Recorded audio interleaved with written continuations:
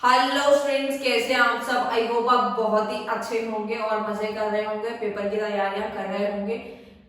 आज हम स्टार्ट करने जा रहे हैं इंडियन इको क्लास 12th का चैप्टर नंबर 9, जो कि कौन सा है, एनवायरनमेंट एंड सस्टेनेबल डेवलपमेंट। ये चैप्टर बहुत ही ज्यादा इजी चैप्टर है, पहले से पढ़ भी रखा है।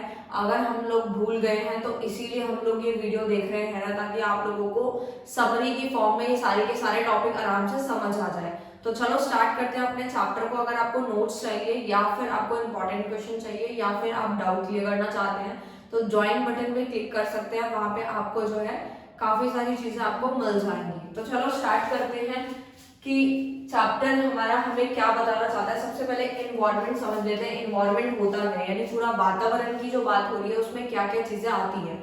सबसे पहले बायोटिक और अबायोटिक एलिमेंट्स आते हैं। देखो, बायोटिक का मतलब होता है लिविंग थिंग्स और अबायोटिक का मतलब होता है नॉन लिविंग थिंग्स, यानी कि जो जीवित है और जो जीवित नहीं है, वो सारी चीजों को अगर हम ऐड कर देते हैं तो एनवायरनमेंट बन जाता है। जैसे कि बायोटिक में आते हैं plants, animal, birds, fishes, forest etcetera, and abiotic में आता है एयर, वाटर, लैंड एक्सेट्रा। ठीक है, यहाँ तक आपको क्लियर है कि इन्वायरमेंट क्या होता है। उसके बाद हम पढ़ते हैं कि फंक्शन ऑफ इन्वायरमेंट, कि इन्वायरमेंट जो है वो क्या क्या फंक्शन करता है।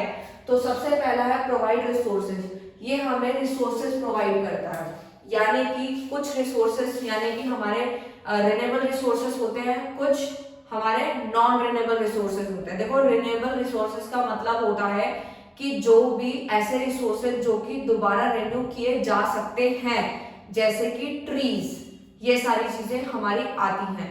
लेकिन नॉन रिन्यूएबल रिसोर्सेज वो वाले होते हैं जो कि दोबारा से, यानी कि एक बार वो समाप्त हो जाए, खत्म हो जाए, तो वो जनरेट नहीं किए जा सकते, उन्हें हम नॉन रिन्यूएबल रिसोर्सेज कहते हैं, जैसे कि फॉसिल फ्यूल, ये सब।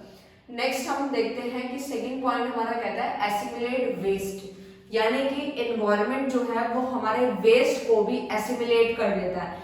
एसिमिलेट का मतलब होता है जब हम प्रोडक्शन करते हैं या कंजम्पशन करते हैं तो उससे बहुत सारा वेस्टेज निकलता है, लॉट्स ऑफ वेस्टेज होती है, जो कि इन्वायरमेंट अपने अंदर अब्सॉर्ब कर लेता है, अपने अंदर समा लेता है। ठीक है, उसके बाद आता है थर्ड पॉइंट सस्टेन लाइफ, यानी कि इन्वायरमेंट हमें लाइफ को सस्टेन करने के लिए बहुत सारे बेसिक नेसेसिटी वाले एलिमेंट्स प्रोवाइड करता है, जैसे कि सन, सॉइल, एयर, वाटर, ये सारी की सारी बेसिक नेसेसिटी वाली चीजें जो होती है, जो इन्वायरमेंट हमें लाइफ को सस्टेन करने के लिए देता है। आई होप आपको यहाँ तक क्लियर है।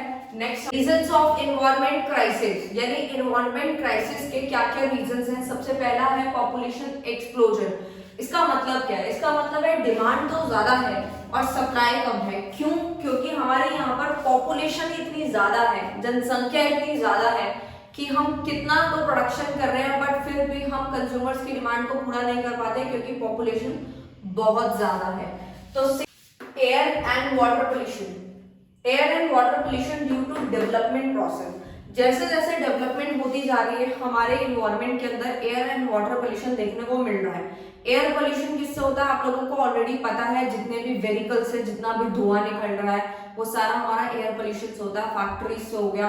और वाटर पोल्यूशन आप लोगों को पता है, पानी में जितना भी हम लोग वेस्ट फेंक देते हैं, अपने घर का जितना भी कूड़ा कचरा होता है सब वही फेंक देते हैं, और भी केमिकल्स उसमें मिल जाता है, तो वो वाटर पोल्यूशन होता है। ये सारी की सारी चीजें हमारे इन्वायरमेंटल क्राइसिस के ही reasons. Affluent consumption and production standard, यानी कि बहुत ज्यादा पॉपुलेशन, कहीं ना कहीं हर एक मेन रीजन पॉपुलेशन का ही है, जिसके आगे पॉइंट्स बढ़ते जा रहे हैं, जो कि हमारे कंजम्पशन और प्रोडक्शन के जो प्रोसेस हैं उससे बहुत सारा वेस्टेज जो हो रहा है वो भी हमारे इन्वायरमेंटल क्राइसिस का ही एक रीजन है। नेक्स्ट हम लोग पढ़ते हैं global warming. Global warming, global warming को डिफाइन से समझेंगे, increase in average temperature of earth atmosphere and oceans, यानी जितना भी हमारा अर्थ एटमॉस्फेयर है और ओशियंस है यानी महासागर वगैरह, उनके ऊपर जब एवरेज टेम्परेचर बढ़ रहा है, यानी कि एक्स्ट्रा हीट, बहुत ज्यादा हीट जब बढ़ रही है, उसी को ही हम ग्लोबल वार्मिंग कहते हैं। और जो ग्लोबल वार्मिंग के रीजंस क्या है? ग्रीन हाउस गैस जो होता है, ग्रीन हाउस गैस कॉन्सेंट्रेशन होने की वजह से ग्लोबल वार्मिंग होती है, जैसे कि वाटर वेपर हो गया, कार्बन डाइऑक्साइड हो गया, मीथेन हो गया, ये सब चीजें होती हैं। जैसे डिफॉरेस्टेशन होना, पेड़ कटते जा रहे हैं, तो जब पेड़ कट जाएंगे तो कहीं ना कहीं हम लोगों को ऑक्सीजन नहीं मिलेगी और पूरे एटमॉस्फेयर के अंदर कार्बन डाइऑक्साइड जो होगी बहुत ज्यादा बढ़ जाएगी। इसी वजह से ग्लोबल वार्मिंग अलग अलग रीजंस की वजह से होती है। आई होप आपको ये क्लियर है। ओजोन डिप्लेशन होता क्या है? ओजोन डिप्लेशन का मतलब होता है कि जब हमारे एटमॉस्फेयर पे यूवी रेडिएशंस आ रही होती हैं तो ओजोन लेयर हमें प्रोटेक्ट करने का काम करता है, ठीक है।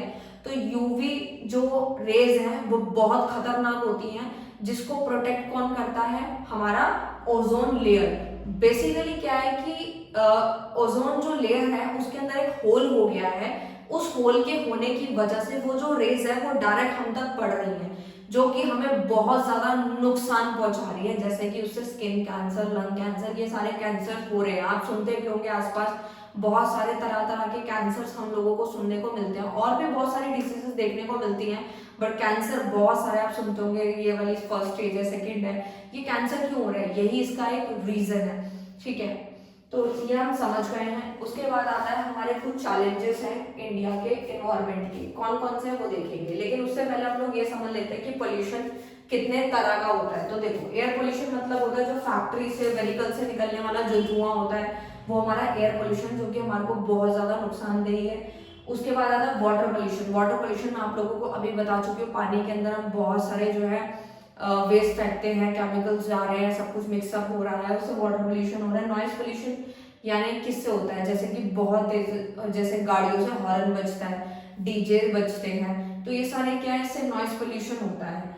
And last one is land pollution. Land pollution मतलब होता है कि जब हम लैंड पे बहुत सारा वेस्टेज पैदा कर देते हैं। अभी हमने समझा कि हमारा एनवायरनमेंट कितने बेकार तरीके से खराब हो गया। आपने देखा होगा कोविड की सिचुएशन में, जब कोविड चल रहा था, सब लोग अपने घर में थे, व्हीकल्स इतने चल नहीं रहे थे, तो हमारा वातावरण कितना साफ हो गया था, मतलब इतनी अच्छी ठंडी ठंडी हवा आ रही थी और मजा आ गया था बिल्कुल ही। लेकिन अब आप देख रहे हैं फिर से हम लोग बाहर निकलने लग गए हैं, तो वही से फिर से ही हमारा एनवायरनमेंट जो है वो डिस्ट्रॉय होता जा रहा है और होता रहेगा। क्योंकि आजकल आप देख रहे हैं कि हर एक पर्सन जो है, बहुत जो रिचेस्ट पर्सन होते हैं, बहुत ज्यादा रिच लोग होते हैं, उनके घर में अगर 4 लोग हैं तो चारों के पास अपनी अपनी गाड़ियां होती है, तो वो अलग अलग गाड़ियां ले लेके निकल रहे हैं। पीछे ऑड इवन का भी चला था, आपने देखा था। बट स्टिल कहीं ना कहीं हम अपने एनवायरनमेंट के बारे में बिल्कुल नहीं सोचते हैं और एनवायरनमेंट को सिर्फ और सिर्फ नुकसान पहुंचाते रहते हैं।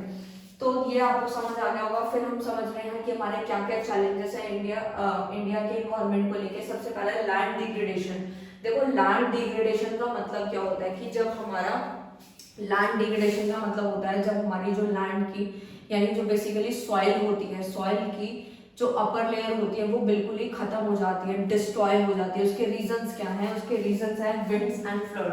विंड्स एंड फ्लड क्यों होता है? जब यानी कि बहुत तेज हवा आएगी तो उसकी जो सॉइल की जो अपर लेयर होती है वो बिल्कुल खत्म हो जाती है। फ्लड्स आएंगे, ठीक है, तो उससे भी बिल्कुल खत्म हो जाती है उसकी फर्टिलिटी। तो उसे हम लैंड डिग्रेडेशन कहते हैं। डिफॉरेस्टेशन मतलब होता है पेड़ कटते जा रहे हैं। पेड़ क्यों कट रहे हैं? आप देख ही रहे हैं, हर जगह आजकल शहर बनते जा रहे हैं, यानी कि फैक्ट्रीज बनना, बिल्डिंग्स बनना। बिल्डिंग तो मतलब यूं बन रही है जैसे कि बस उसने बनाई है तो चलो हम लोग भी बनाते। तो मतलब कहीं ना कहीं अर्बनाइजेशन बहुत ज्यादा हो रहा है, शहरीकरण बहुत ज्यादा हो रहा है, क्योंकि कहीं ना कहीं आजकल हर इंसान को एक अच्छा लाइफस्टाइल चाहिए रहने के लिए। तो कहीं ना कहीं ये सारी चीजें देखने को मिल रही हैं, मॉल्स बन रहे हैं, काफी चीजें बनती जा रही है, तो उससे पेड़ कट रहे हैं, जो कि हमारे एक इंडिया एनवायरमेंट के चैलेंज है। नेक्स्ट है सॉइल इरोजन। सॉइल इरोजन इसी का ही पार्ट है लैंड डिग्रेडेशन का। जैसे कि रेन्स एंड फ्लड्स, यानी कि जब बहुत ज्यादा बारिश आती है और फ्लड्स आ जाते हैं, जिससे कि हमारा सॉइल इरोजन होता है। एयर पोल्यूशन मैंने आपको अभी बता ही दिया। नेक्स्ट हमारा आता है सस्टेनेबल डेवलपमेंट। क्या होता है? देखो, कंट्रोल पॉल्यूशन, कि हमें पॉल्यूशन को कंट्रोल करना है। ये जो 4 तरह के जो पॉल्यूशन है इन्हें हम कंट्रोल करना है। जैसे एयर पोल्यूशन है तो जो व्हीकल्स का ऑड इवन रूल चला था वो होना चाहिए। व्हीकल्स जो है मतलब बहुत तरह तरह की स्ट्रैटेजीज होनी चाहिए जिससे कि हमारे ये पोल्यूशन जो है वो कंट्रोल हो पाए। सेकंड है हम लोगों का पॉपुलेशन। पॉपुलेशन भी कंट्रोल होनी चाहिए, क्योंकि पॉपुलेशन तो हमारा सबसे बड़ा कॉज है कि जब तक जनसंख्या काबू में नहीं आएगी तब तक हम लोग क्या क्या करते रहेंगे, क्योंकि डिमांड तो हाई होती जा रही है और सप्लाई इतनी है नहीं, तो हमारी पॉपुलेशन भी कंट्रोल होनी चाहिए। Third one is restrict use of renewable resources. जो हमारे रेन्यूएबल रिसोर्सेज हैं वो भी अरे उसके ऊपर रिस्ट्रिक्ट यूज होना चाहिए, रिस्ट्रिक्शन होनी चाहिए। यानी कि अगर हम जो चीज दोबारा से जो जनरेट हो सकती है, रिन्यू हो सकती है, उसको हमारे को ऊपर रिस्ट्रिक्शन होनी चाहिए। सेकेंड, उसके बाद हम लोग पढ़ते हैं, ये हमारा यहाँ पे क्लियर होता है। फिर आती है हमारी स्ट्रैटेजी ऑफ सस्टेनेबल डेवलपमेंट की। क्या क्या स्ट्रैटेजीज हैं हमारे सस्टेनेबल डेवलपमेंट की। सबसे पहला, यूज ऑफ क्लीनर फ्यूल। हमें ऐसे फ्यूल्स का यूज करना चाहिए जो कि हमारे लिए हार्मफुल ना हो, जो हमें नुकसान ना पहुंचाए, इन्वायरमेंटल फ्रेंडली होने चाहिए, तो वो हमारे क्लीनर फ्यूल्स में काउंट होते हैं। Second one is traditional knowledge. हमारी जो नॉलेज है वो ट्रेडिशनल नॉलेज में होनी चाहिए, यानी इन्वायरमेंटल फ्रेंडली होना चाहिए। तो जैसे कि मैंने बताया, नॉट केमिकल प्रोसेसिंग, यानी कि केमिकल प्रोसेस नहीं होना चाहिए। आप आजकल देख रहे हैं, आजकल हर एक चीज का मतलब कहीं ना कहीं इलाज है, लेकिन कहीं ना कहीं उसमें बहुत सारे, आजकल हम कुछ भी यूज करते हैं उसके अंदर हर एक चीज के अंदर केमिकल्स दिखाई देते हैं, तो वो सारी चीजें नहीं होनी चाहिए। जैसे कि आयुष ट्रीटमेंट, उसको फॉलो अप कर सकते हैं, या और भी जो पुराने समय में चीजें चल रही थी उसको अडॉप्ट कर सकते हैं, ताकि हमारे को नुकसान कम। कंट्रोल ऑफ बायोपेस्ट का मतलब क्या होता है, जैसे नेम बेस्ड पेस्टिसाइड्स होते हैं, वो हमारे एनवायरमेंटल फ्रेंडली होते हैं, साथ ही साथ हम लोगों को कहीं ना कहीं वो फ्री फ्रॉम साइड इफेक्ट्स होते हैं, साइड इफेक्ट से भी फ्री होते हैं। तो हमें ऐसी ही चीजें यूज करनी चाहिए जो कि हमारे सस्टेनेबल डेवलपमेंट की स्ट्रैटेजीज में आती हैं। आई होप आपको ये चैप्टर अच्छा लगा हो, यानी कि वीडियो पसंद आया हो तो लाइक शेयर कमेंट कर दीजिएगा और सब्सक्राइब भी कर दीजिएगा अगर अच्छा लगे तो। ठीक है, मैं कहीं ना कहीं शॉर्ट वीडियोस बनाती हूँ समरी की फॉर्म में, ताकि आप लोगों को एंड टाइम पे रिवीजन के लिए बहुत ज्यादा काम आ सके ये वीडियो। अगर आप डिटेल में पढ़ना चाहते हैं तो भी आप कमेंट कर सकते हैं, मैं उसके ऊपर भी वीडियो बना दूंगी। और कुछ स्टूडेंट्स हैं जिनको ये चीज डाउट रहता है कि मैम इस टॉपिक, मतलब ये पूरा चैप्टर जो आपने समरी कराया उसमें एक दो चीजें रह गई। देखो, जो इंपॉर्टेंट होती है मैं सारी कवर करती हूँ, पॉइंट्स भी उतने ही लेती हूँ। अगर मैं ज्यादा पॉइंट्स लूंगी तो देखो डेफिनेटली वीडियो बहुत लंबा होगा, वो मैं डिटेल में करवा दूंगी। You don't worry about that. Thank you so much.